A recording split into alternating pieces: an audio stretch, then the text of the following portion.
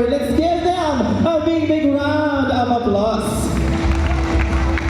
And of course, this is being brought to us by the host organization of the celebration of the entire Bulan Town Fiesta. No other than the X-Fraternity in cooperation with the LGU Bulan and the Municipal Tourism, Culture and the Arts Office. And I am telling you that tonight is going to be really fun and exciting. So hindi na po natin patatagalin pa. Tawagin na natin to welcome us here tonight, the chairman of the X-Fraternity and the OIC of the Municipal Tourism, Culture and the Arts for his welcome remarks. Let's give it up to Mr. Ian Joel Guran. Palakpakan naman po.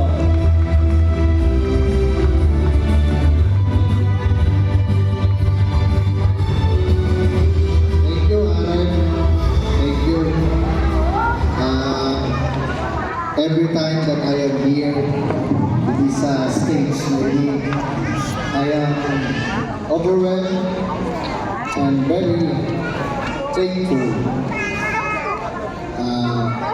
We are not actually expecting that we will have this kind of support from the community, groups, businesses, individuals, especially government officials, na nalampasan po namin ng mga endeavor under the watch of the Municipal Tourism, Culture and Arts Office. And of course, ang kaurupod ko po sa X-Fraternity.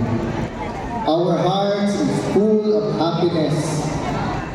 Kumpleto na po ang sa aming mga puso. Dahil po sa